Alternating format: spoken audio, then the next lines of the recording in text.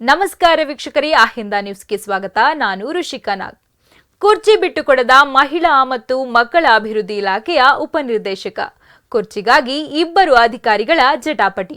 ಚಾಮರಾಜನಗರ ಜಿಲ್ಲೆಯ ಮಹಿಳಾ ಮತ್ತು ಮಕ್ಕಳ ಅಭಿವೃದ್ಧಿ ಇಲಾಖೆಯ ಉಪನಿರ್ದೇಶಕ ಎಚ್.ಆರ್. ಸುರೇಶ್ ಅವರನ್ನು ಬೇರೆಡೆ ವರ್ಗಾವಣೆ ಮಾಡಿ ಆ ಸ್ಥಾನಕ್ಕೆ ಜಿಲ್ಲಾ ಮಕ್ಕಳ ರಕ್ಷಣಾಧಿಕಾರಿ ಚೆಲುವರಾಜ್ ಅವರನ್ನು ಪ್ರಭಾರ ಉಪನಿರ್ದೇಶಕರನ್ನಾಗಿ ನೇಮಕ ಮಾಡಿ ಸರ್ಕಾರ ಆದೇಶಿಸಿದೆ.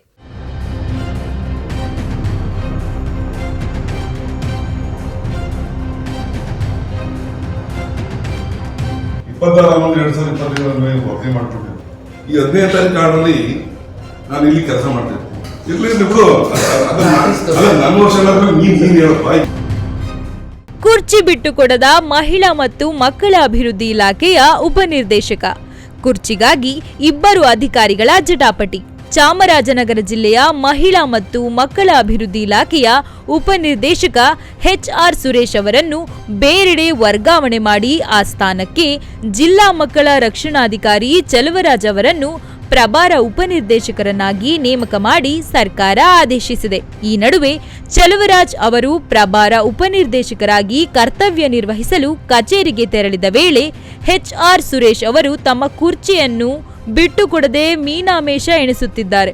ಇದರಿಂದಾಗಿ ಉಪನಿರ್ದೇಶಕರ ಕಚೇರಿಯಲ್ಲಿ ಇಬ್ಬರೂ ಹಾಜರಾಗಿ ಕರ್ತವ್ಯ ನಿರ್ವಹಿಸಿದ ಘಟನೆ ನಡೆದಿದೆ.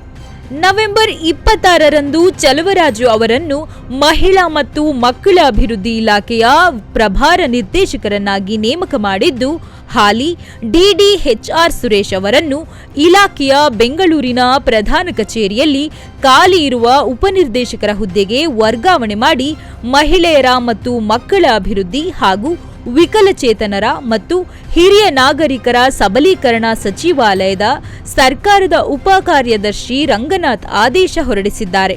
ವರ್ಗಾವಣೆಗೊಂಡರೂ ಕೂಡ ಸುರೇಶ್ ಅವರು ಚೆಲುವರಾಜು ಅವರಿಗೆ ಕುರ್ಚಿ ಬಿಟ್ಟುಕೊಡದೆ ಸತಾಯಿಸುತ್ತಿದ್ದಾರೆ. ಅಲ್ಲದೆ ಕೆಎಟಿ ಮೊರೆ ಹೋಗಿದ್ದು ಯಥಾಸ್ಥಿತಿ ಕಾಪಾಡಿಕೊಳ್ಳುವಂತೆ ಕೆಎಟಿ ನಿರ್ದೇಶನ ನೀಡಿದೆ.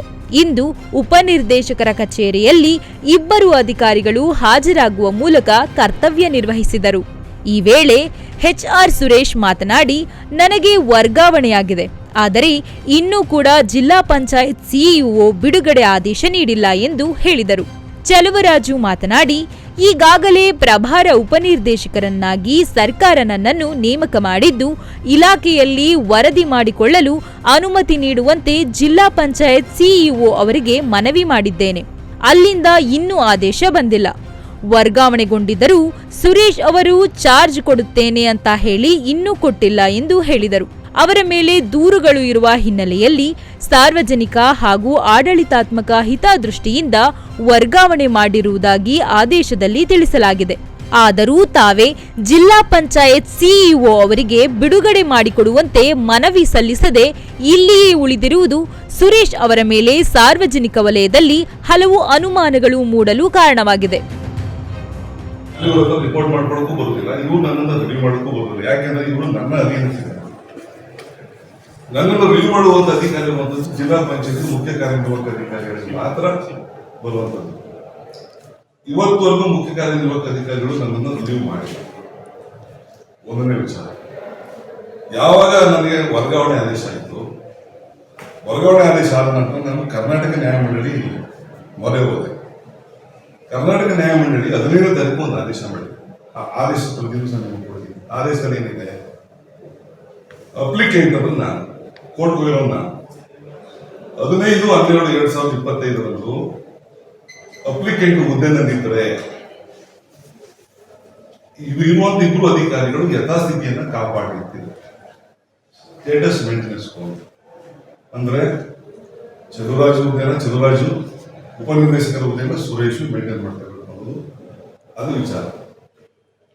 ಇದಕ್ಕೆ ಸಂಬಂಧಪಟ್ಟಂಗೆ ಜಿಲ್ಲಾ ಪಂಚಾಯತಿನಲ್ಲಿ ಸಿಇಒ ಕ್ರಮ ತಗೊಂಡು ನಾನೇನು ಇಲ್ಲೇ ಇರಬೇಕು ಅನ್ನೋ ಉದ್ದೇಶ ನನಗಿಲ್ಲ. ಮೊನ್ನೆ ಮುಖ್ಯ ಕಾರ್ಯನಿರ್ವಾಹಕ ಅಧಿಕಾರಿಗಳು ನಮ್ಮನ್ನ ವರದಿ ಮಾಡಿಕೊಡುವ, ಬಿಡುಗಡೆ ಮಾಡುವ ಸಂಪೂರ್ಣ ಅಧಿಕಾರಿ ಇರುವಂಥದ್ದು ಮೊನ್ನೆ ಮುಖ್ಯ ಕಾರ್ಯನಿರ್ವಾಹಕ ಅಧಿಕಾರಿಗಳು.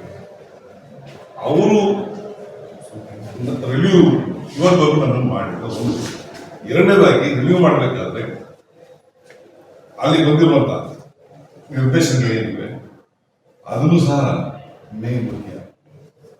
ಚೆಲುವರಾಜು ಅವರು ವರದಿ ಮಾಡಿಕೊಂಡಿದ್ದು 26/11/2025 ಆದೇಶದ ಮೇಲೆ 26/11/2025 ಮೇಲೆ ವರದಿ ಮಾಡಿಕೊಂಡಿದ್ದು 26/11/2025 ಆದೇಶ ಆಗುತ್ತೆ. ಉಪನಿರ್ದೇಶಕ ಸುರೇಶ್ ಅವ್ರನ್ನ ಕೇಂದ್ರ ಕಚೇರಿ ಉಪನಿರ್ದೇಶಕ ಹುದ್ದೆಗೆ ವರ್ಗಾವಣೆ ಮಾಡ್ತಾರೆ. ಆ ಹುದ್ದೆನ KCSR ನಿಯಮ 68 ಪ್ರಕಾರ ಹೆಚ್ಚುವರಿ ಪ್ರಮಾಣದಲ್ಲಿ ನಡೆಸಲಿಕ್ಕೆ ಆದೇಶ ಕೊಡ್ತಾರೆ. ಅದನ್ನು ರಿಜಿಸ್ಟ್ರೇಷನ್ ಹಿಂದೆ ಕಾರ್ಯನಿರ್ವಹಿಸಿದಂಥ ಜಿಲ್ಲಾ ಮಕ್ಕಳ ರಕ್ಷಣಾಧಿಕಾರಿಗಳಿರ್ತಕ್ಕಂಥ ಇರ್ತದೆ. ಅದನ್ನು ರಿಕ್ವೆಸ್ಟ್ ಕೊಟ್ಟಾಗ ಡಿಸೆಂಬರ್ 6/12 ತಿದ್ದುಪಡಿ ಮಾಡಿಕೊಡ್ತಾರೆ. ಈಗ ಯಾವುದೇ ದಿನ ಅವತ್ತೇ ತಿದ್ದುಪಡಿ ಮಾಡಿ ಆದೇಶದಲ್ಲಿ ಯಾವುದೇ ಬದಲಾವಣೆಗಳಿರೋದಿಲ್ಲ, ಇದ್ರ ಪ್ರಕಾರ ಮುಂದುವರಿಯನ್ನು ಆದೇಶ ಕೊಡ್ತಾರೆ. CO ಅವ್ರಿಗೆ 8/12/2025 ರಿಕ್ವೆಸ್ಟ್ ಕೊಟ್ಟು ವರದಿ ಮಾಡ್ಕೊಳ್ಳೋಕೆ ಅನುಮತಿ ಕೊಡಿ ಅಂತ ಕೊಡ್ತೀನಿ. 2 ದಿನಗಳ ಕಾಲನೂ ಅವ್ರ ಕಚೇರಿಗೆ ಹೋಗಿ ಕಾಯ್ತೀನಿ ಸರ್. ಅವ್ರು ಇನ್ಶೂರೆನ್ಸ್ ಸಹ ಮಾಡಿರ್ತಾರೆ ಮೇಡಮ್. ಮಾಡಿದ್ರೆ DS ಅವ್ರನ್ನ ಮೀಟ್ ಮಾಡಿ ವೆಯ್ಟ್ ಮಾಡಿ ಅಂತ ಹೇಳಿದ್ದಾರೆ. 2 ದಿನ ಕಾಯ್ತೀನಿ, ಅಲ್ಲಿಂದ ಅವ್ರಿಗೆ ಆದೇಶ ಬರಲ್ಲ. ಅದರಿಂದ ಅವ್ರು KITಗೆ ಹೋಗಿ ಚಾನ್ಸ್ ಇರ್ತಾರೆ. ಮುಂದೆ ತೊಂದರೆ ಆಗೋ ದೃಷ್ಟಿಯಿಂದ ನಾನು 10ನೇ ತಾರೀಕು ಸೆಲ್ಫ್ ಅರ್ಜಿ ಮಾಡ್ತೀನಿ. ಜಿಲ್ಲಾ ಮಟ್ಟದ ಅಧಿಕಾರಿಗಳು, ಗ್ರೂಪ್ ಆಫೀಸರ್ಗಳು ಮಾಹಿತಿ ಕೊಟ್ಟು ತಾವು ಅಧಿಕಾರ ಚಲಾಯಿಸ್ಬೋದು. ಎಲ್ಲೂ ಇದು ಚಾರ್ಜ್ ಕೊಡ್ಬೋದು ಅಥವಾ ಕೊಡದೇ ಇರ್ಬೋದು. ಚಾರ್ಜ್ ಕೊಡದೇ ಇರೋದಕ್ಕೋಸ್ಕರ ಇವರು ರಜೆ ಹಾಕಿ ಹೋಗ್ತಾರೆ. ಮತ್ತು 5ನೇ ತಾರೀಕು ಚಾರ್ಜ್ ಕೊಡ್ತೀನಿ ಅಂತ ಹೇಳ್ತಾರೆ, ಬರೋದಿಲ್ಲ ಕಚೇರಿಗೆ, ರಜೆ ಹಾಕೊಂಡು ಹೋಗಿರ್ತಾರೆ. ಸ್ವಲ್ಪ ಸಂಜೆ ತಂದು ಕೊಡ್ತೀನಿ ಅಂತಾರೆ, ನಾಳೆ ಇಲ್ಲ CO ಆಫೀಸಿಂದ ಕೊಡ್ತಾ ಇಲ್ಲ ಅಂತ ಡಿಲೇ ಮಾಡ್ತಾರೆ. 26ನೇ ತಾರೀಕು ಆದೇಶ 8ನೇ ತಾರೀಕು 6ನೇ ತಾರೀಕು ತಿದ್ದುಪಡಿ ಆಗಿದೆ. 15ನೇ ತಾರೀಕು ಆದ್ರೂ ಅಧಿಕೃತವಾಗಿ ಕಚೇರಿಗೆ ಬರ್ತಾ ಇದ್ದಾರೆ ಆದೇಶ ಆದ್ರೂ. ಅಧಿಕಾರಿ ಸೆಲ್ಫ್ ಅಸ್ಯೂಮ್ ಮಾಡಿದ್ಮೇಲೆ ಆಟೋಮೆಟಿಕ್ ಯಾರಿರ್ತಾರೆ ರಿಲೀವ್ ಆದಂಗೆ.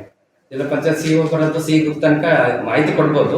ಗ್ರೂಪ್ ಆಫೀಸ್ ಡಿಪಾರ್ಟ್ಮೆಂಟ್ ಸರ್ಕಾರದ ಆದೇಶದ ಪ್ರಕಾರ ನಾನು ವರದಿ ಮಾಡ್ಕೊಂಡಿದ್ದೀನಿ. ಅದ್ರ ಪ್ರಕಾರ ಕಚೇರಿಗೆ ಆದೇಶ ಆಗ್ತದೆ. ಇವರು ಅನಧಿಕೃತವಾಗಿ ಬಂದು ದಾಖಲಾತಿ KITಗೆ ಹೋಗಿದ್ದಾರೆ. KIT ಅಂತ ಕಂಪ್ಲೇಂಟ್ ಆಗಿ ನಾನು ರಿಕ್ವೆಸ್ಟ್ ಕೊಟ್ಟಿದ್ದೀನಿ.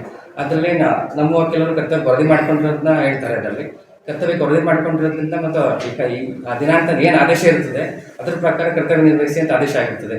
ನಾನು 10ನೇ ತಾರೀಕು ವರದಿ ಮಾಡ್ಕೊಂಡಿರೋದ್ರಿಂದ ನಾನು DD ಚಾರ್ಜಲ್ಲಿದ್ದೀನಿ.